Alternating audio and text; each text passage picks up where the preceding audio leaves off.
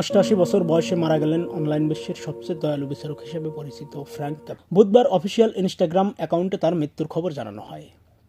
Frank ক্যাপ্রিওর মৃত্যুতে যুক্তরাষ্ট্র সহ পুরো পৃথিবীতে শোকের ছায়া নেমে। অগ্ন্যাশয়ের ক্যান্সারের সাথে দীর্ঘদিন লড়াইয়ের পর শান্তিপূর্ণভাবে মারা। তিনি তার দয়া, নম্রতা ও মানুষের কল্যাণের প্রতি অটল বিশ্বাসের জন্য জনপ্রিয়। বিচারক ক্যাপ্রিও আদালত কক্ষ এবং তার বাইরেও তার কাজের মাধ্যমে লক্ষ লক্ষ মানুষের জীবনকে স্পর্শ করেছিলেন। তার ব্যক্তিত্ব, রসবোধ ও দয়া তাকে যারা চিনতেন তাদের সকলের উপর এক অমোচনীয় ছাপ রেখে গেছেন। ইনস্টাগ্রাম পোস্টে বলা হয়, বিচারক ফ্র্যাঙ্ক ক্যাপ্রিও কেবল একজন সম্মানিত বিচারক হিসেবেই নয়, বরং একজন নিবেদিত প্রাণ, নিবেদিত স্বামী, বাবা, দাদা, প্রপিতামহ এবং বন্ধু হিসেবেও স্মরণীয় হয়ে থাকবে। তার কাজ তার উত্তরাধিকার হিসেবে বেঁচে আছে। তার সম্মানে আমরা সকলেই যেন পৃথিবীতে আরো একটু বেশি দয়া দেখানোর চেষ্টা করি, ঠিক যেমন তিনি প্রতিদিন। ক্যাপ্রিও 1936 সালের 23 নভেম্বর জন্মগ্রহণ করেন। বড় হন রোড আইল্যান্ডের প্রভিডেন্স শহরে। প্রায় 50 বছর পর 1985 সালে রোড আইল্যান্ডে পৌর আদালতে বিচারক হিসেবে নিযুক্ত হন। 2018 থেকে 2020 সাল পর্যন্ত কোয়ার্ট ইন প্রভিডেন্স নামে টেলিভিশন শোতে অংশ নেন ফ্রাঙ্ক, যা তুমুল খ্যাতি এনে দেয় তাকে। এর মধ্যে 2023 সালের 6 ডিসেম্বর তার প্যানক্রিয়াটিক ক্যান্সার ধরা পড়ে। তিনি ওই সময় ইনস্টাগ্রামে ভিডিও বার্তার মাধ্যমে ভক্তদের কাছে দোয়া চেয়েছেন। ভিডিও বার্তায় তিনি বলেছিলেন, সম্প্রতি আমার শরীর ভালো যাচ্ছে না